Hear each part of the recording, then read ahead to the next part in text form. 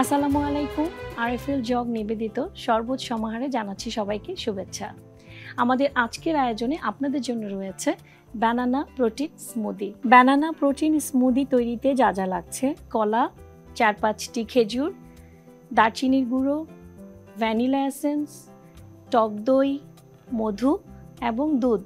চলুন এবার কিভাবে বানাবো সেটি দেখি। অবশ্যই ব্লেন্ডার, কারণ স্মুদি যেহেতু বানাচ্ছি আমাকে তো এটা ব্লেন্ড করতে হবে। আমরা প্রথমে কলাটা ঢেলে দিচ্ছি। আমি একটি কলা নিয়েছি, চাইলে দুটো নিতে পারেন যারা একটু ঘন স্মুদি চান। 4-5টা খেজুর, খেজুরটা অবশ্যই বিচি ফেলে নেবেন। সো আমরা 5টা খেজুর নিয়ে নিলাম। একটু দারচিনির গুঁড়ো, এটা আসলে ফ্লেভার বাড়ায় স্মুদিটার। নিচ্ছি একটু ভ্যানিলা এসেন্স।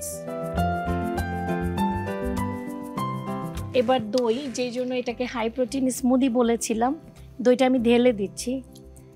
টক দই বাসায় আমাদের সবসময় থাকে এবং প্রোটিন কিন্তু রোজায় সবচেয়ে ইম্পর্টেন্ট, কারণ এটা শুধুমাত্র আপনাকে মাসেল ভালো রাখবে না বা বোনস ভালো রাখবে না, আপনার দৈনিক যে জিঙ্ক, আয়রন, ক্যালসিয়াম সেই চাহিদাও পূরণ করবে।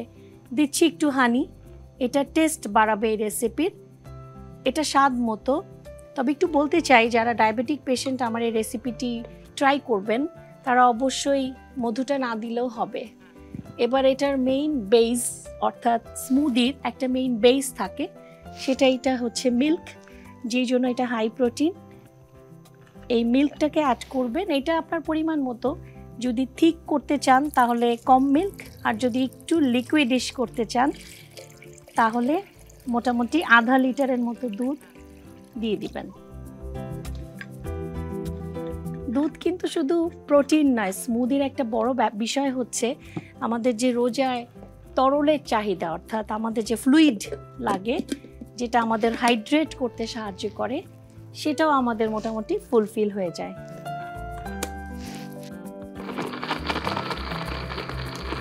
এবার জগটা নিয়ে নিই, যেটাতে আমরা সার্ভ করব।